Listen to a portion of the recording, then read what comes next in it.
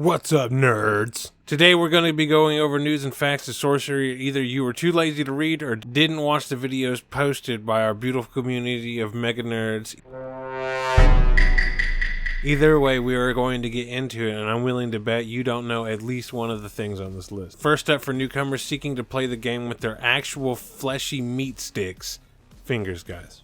Fingers. I took the liberty of being a nutcase and adding all the cards on TCG Player to a card for you. The price of getting a play set for every elite, exceptional, and ordinary is $300. That is for 2 elites, 3 exceptionals, 4 ordinaries, of course. $300.02. That is a grand total of 979 cards. With uniques, it's a bit different. So I would definitely get the cards that you need versus buying all of them if you're not looking to collect and you're just looking to play the game. The total for the 62 cards is $890 for all of the uniques. If you were to drop the stones, Philosopher, Ruby, Onyx, Amethyst, and Aqua, costing about $450, you would cut the price in half. Now, if you wanted a top tier deck, I did that too. The most viewed deck, Death Speaker Aggro, is worth $330. You'll have to find Jihad on eBay. Taking out the stones will take it down to $202 plus Jihad, and that's the most popular deck. Surely there are cheaper options you can get your hands on. Next up, let's talk about prices of Alpha and Beta sealed product. As we probably know, Alpha is completely off its rocker. I mean, the product grew legs and kicked your granddad in the nuts and said you're welcome. On eBay, these little guys are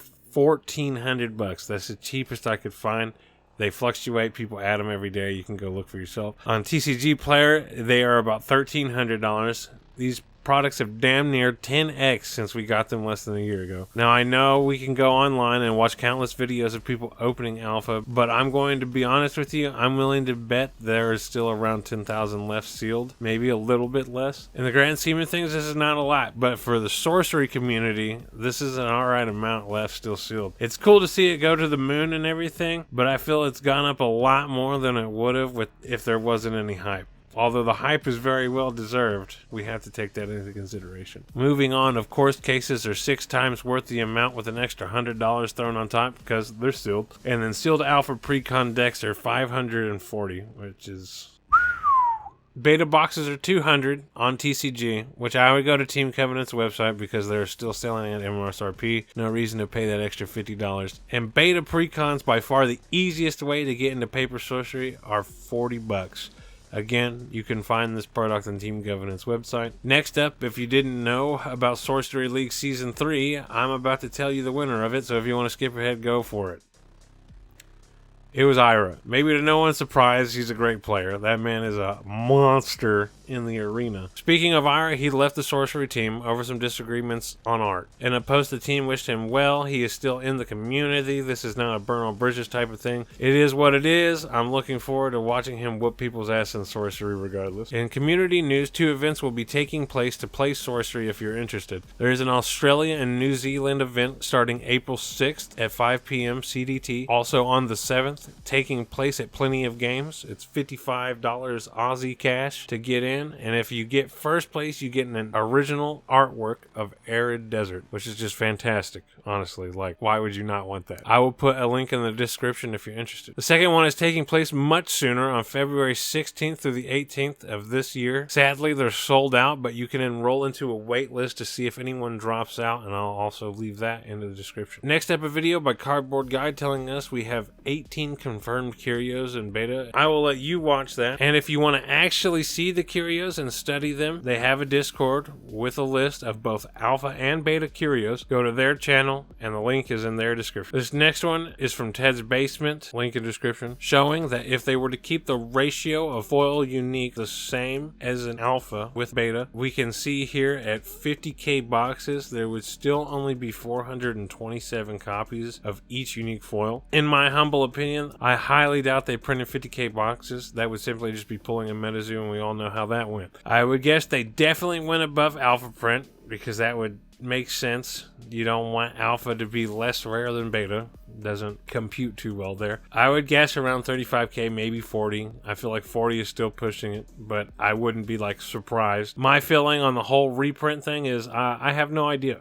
We don't know the numbers. If the market absorbed 40K boxes the way it did, that's insane. But I feel like either they are holding on to some or people are keeping some in their closet. If the amount is 50K or more and it was absorbed the way it was, I'm pretty sure there are people out there just holding on to large amounts of it. Moving on to a video from Red Zone Rogue, he shows us art of a card not used in alpha or beta and tells us it is indeed an art that is going to be used in the upcoming set Arthurian Legends. He also suggests that before the card was 2 separate cards, and if they were played on the field properly, forming the piece of art, you would get an improved effect. Will it be the same in the next set? We'll just have to wait and see. Keeping the ball rolling with spoilers, the fine gentlemen Eric and Simon told us their plans for the future, what they thought about the rollout of alpha and beta. They talked about how they have optimized processes to help get us products on time, from warehouses to technical things on the computer. It is a very fun video, and if I had to tell you one to look at over any other on this list, it would be to watch this one. Of course, these two being the cheeky lads they are, they gave us a spoiler at the end of the 1-hour video. The video also includes Chase and some developers talking about several things, but all related to sorcery.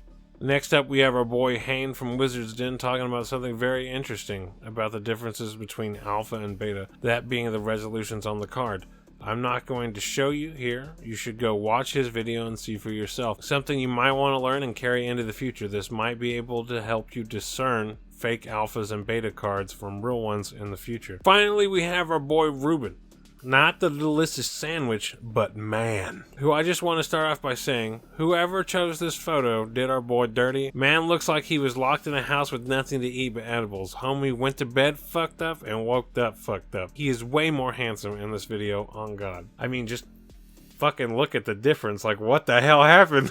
This beautiful mind is the maker of the Curiosa.io website. If you don't know what that is, you need to. And if you are new to the space, I'm going to tell you very quickly a few things it can do. You can create decks, view other people's decks, search decks based on certain avatars, tabs allowing you to see decks for people you specifically follow, decks you've liked. And the decks shown to you can be filtered through certain criteria such as last updated and most viewed. There are also descriptions of the decks telling you how to play them in the win condition, which is a huge dub to me. The best way I could describe the UI of this website's deck building is that if you've played any popular online card games, the deck builder is that, but with a lot more filters, which I like a lot. It feels very familiar. If you want to keep track of your real life collection on the website, they got that. It's just a cracked website and you should really use it and explore the features. You can tell that Ruben is genuinely passionate about it. Well, that's all for today, boys. Like, sub, leave a comment. I'll catch you in the next one.